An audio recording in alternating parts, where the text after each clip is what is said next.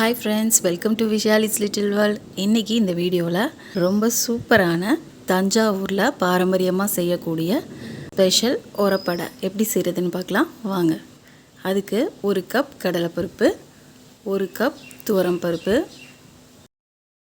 1 cup idli அரிசி.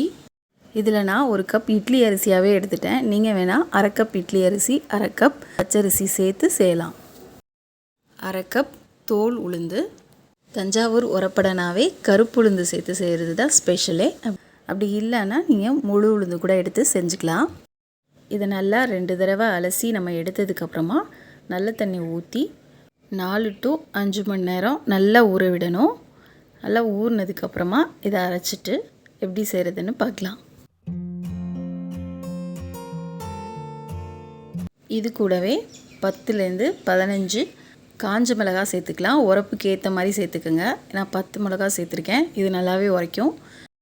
உங்கள் காரத்துக்கு ஏற்ற மாதிரி சேர்த்துக்குங்க. ஊற வைக்கும் போதே மிளகாவையும் சேர்த்து ஊற வச்சாச்சு. பாருங்கள், நல்லா 5 மணி நேரம் கழித்து பருப்பு, உளுந்து, அரிசி, மிளகாய் எல்லாமே நல்லா ஊறி வந்திருக்கு. இப்போ நம்ம அரைக்க போகிறோம். மிக்ஸி ஜாரில் நல்லா 1 ஸ்பூன் சோம்பு சேர்த்துக்குவோம். இப்போ இதை நல்லா தண்ணியை வடிச்சிட்டு இந்த பருப்பை எல்லாம் சேர்த்து அரைச்சி எடுத்துகிட்டு வந்துடலாம். ரொம்ப மைய அரைக்க வேண்டாம், கொஞ்சம் கொரகொரப்பாகவே அரைச்சிக்கோங்க. தேவையான அளவு உப்பு சேர்த்துக்கோங்க. சேர்த்து நல்லா கொரகொரப்பாக அரைச்சி எடுத்துகிட்டு வாங்க. இதை அரைச்சாச்சு. இந்த அளவுக்கு இருந்தால் போதும். ரொம்ப மைய அரைச்சிட்டிங்கன்னா அடை ஊற்றுறதுக்கு நல்லா இருக்காது. கொஞ்சம் கொரகொரப்பாகவே இருந்தால் தான் நல்லாயிருக்கும். தண்ணியும் ரொம்ப சேர்க்க வேண்டாம். நான் அடை தட்டி தான் எடுக்க போகிறேன், ஊற்றலை. அதனால் இந்த அளவு இருந்தால் போதும். இது கூட சின்ன வெங்காயமாக சேர்த்துக்கோங்க. சின்ன வெங்காயம் சேர்க்கும் போது தான் அடையோட டேஸ்ட் வந்து சூப்பராக இருக்கும். நல்ல சின்ன வெங்காயம் 1 கையளவு இது கூட சேர்த்துக்கோங்க. இது கூடவே கொத்தமல்லி பொடியாக நறுக்கி வச்சுருக்கேன், அதையும் இதுக்குள்ளே சேர்த்துக்கலாம். கருவேப்பிலை சேர்த்துக்கலாம். எல்லாத்தையும் நல்லா கலந்து விட்டுருங்க.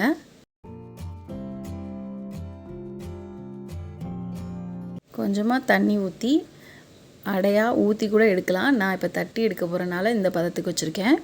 கூடவே நல்லா தேங்காயை நல்லா பொடிப்பொடியாக நைஸாக கட் பண்ணி இது மாதிரி போட்டுக்கோங்க. சாப்பிடும் போது அடையில் கடிப்படும் போது ரொம்பவே டேஸ்டியாக இருக்கும் இந்த தேங்காய். நல்லா இதையும் கலந்து விட்டுட்டு இப்போ நம்ம அடை ஊற்றி எடுக்க வேண்டியது தான். எல்லா பருப்பும் சேர்த்து செஞ்சுருக்கனால இது நல்லாவே ப்ரோட்டீன் ரிச் அடை. இப்போ நம்ம நல்லா 1 கரண்டி மாவு, அடை மாவை தோசைக்கல்லில் விட்டுருக்கேன். விட்டு நல்லா எண்ணெய் நல்லா கையில் இது பண்ணிவிட்டு அப்படியே தட்டி எடுங்க. நல்லா மெலிசாக தட்டிக்கோங்க.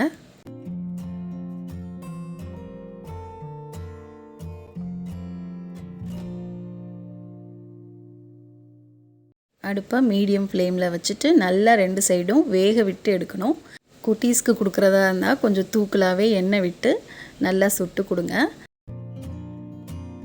நல்லா அப்படியே வெந்து வரணும். பாருங்கள் எப்படி சூப்பராக வெந்து வந்துட்டுருக்குன்னு.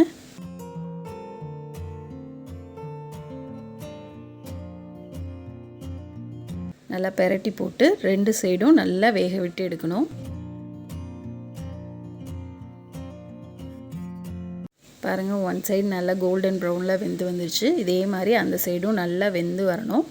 அப்போ தான் அடையோட டேஸ்ட்டே நமக்கு தெரியும். இது கூட தேங்காய் சட்னி, கார சட்னி, அப்படி இல்லை அப்படின்னா நாட்டு சக்கரை வச்சு சாப்பிட்டாலே ரொம்பவே டேஸ்டியாக இருக்கும். இது